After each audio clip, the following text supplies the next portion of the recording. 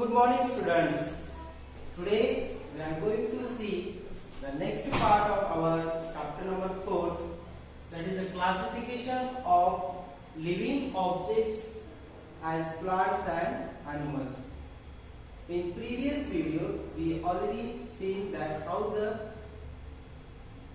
things are classified on the basis of living and non-living objects. So today we will see the living objects, how to classify into two groups. First one is actually living groups. Two objects are there, like plants and animals. But how these both the living objects we can classify? Something criteria should be there. Then and then only we can classify these objects into two groups. So first thing I will tell you about the plants.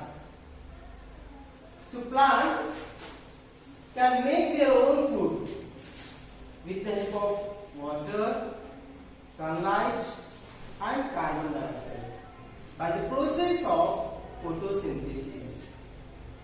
But animals cannot make their own food. So these criteria we can use to classify the objects into two groups. If some objects are there, they can make their own food, and there are some objects like animals, they cannot make their own food, but they depend on the other animals as well as plants. So see here, there is the one list of the objects. So let us classify these objects into two groups. First one is the plants and second one is the animals. Now see here the list: dog, rose, algae, hydrilla, grasshopper, cactus, earthworm, tree, fish, hen. Now these objects we have to classify into two groups. Means we have to separate out into two groups. So what you can see now from this list, you can first underline the plants. So which are the plants? Dog is animal, rose is plant. Yes, so you can underline. Even algae is also one microscopic plant. Okay. Hydrilla is also plant. You can see the picture. Okay. Then grasshopper animal, cactus is also plant, earthworm animal, tree is also plant. Then fish and hen. So you see, now whatever these words are there, which I made the bracket or underline, you can see. So these all these objects are we can place in plants because they can make their own food. Now remaining objects like dogs, grasshoppers, earthworm, fish, hen, these objects we can place in animals groups. Now see, all these objects we classified into two groups. First one is plants and second one is animals.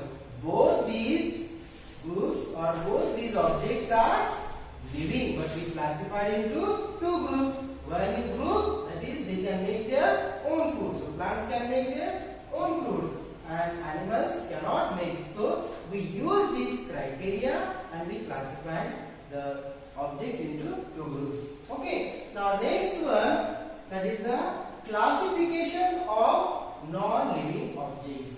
How to classify the non-living objects?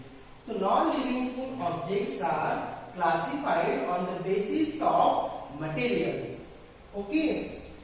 All these objects, whatever the table, pen, pencil, marker, steel rod, okay. So these all things are made of materials, and these materials are of different types. Some objects are made of wooden, some objects are made of metal, some objects are made up of plastic, and some objects made up of glass. So glass, plastic, wood, even rubber, these all are the materials. Okay, and these all materials are non-living things. So classify these materials? So here you can see the list of non-living objects already is given here. So table, iron nail, beaker, toy, chair, utensils, test tube, ruler, bed, magnet, funnel, mug, door, coin, mirror, polythene bag. Okay, so these are the materials. Now how to classify these all non-living objects? So all these non-living objects we can classify into 4 groups. Okay, so first group, the objects which are made of plastic. Second group, the objects which are made of glass, then metal and wooden. So we'll see now next slide. See here. So this is the next slide, and in this way we can classify the objects into 4 groups. Now see here, the objects made of wood. This is the first group because materials are of different type. Second, objects made of metals. Third group, objects made of glass. And fourth one, objects made of plastics. Now you see table. So which objects are made up of table? So from above list we can classify. So table is one object. Chair is also made up of wood. Bed, door. These objects are made of wood. Then which objects are made up of nail? So made up of metals. So nail is made of metal. Utensils, whatever utensils are there at home, that utensils are made of metals. Even magnet also, coin also. Next thing, objects made of glass. Many objects are there which are made of glass. So first one, beaker, test tube, which is used in the chemical lab or science lab. Then funnel and mirror. Okay, without glass we cannot make the mirror. Next, objects made of plastic.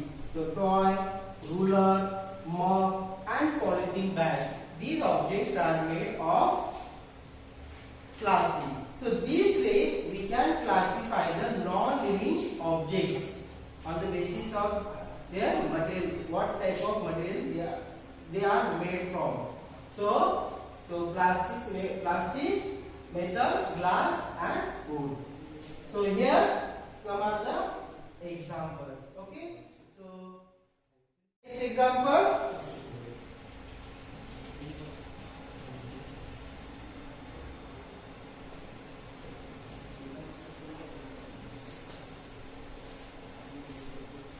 Okay. Now you see the next example.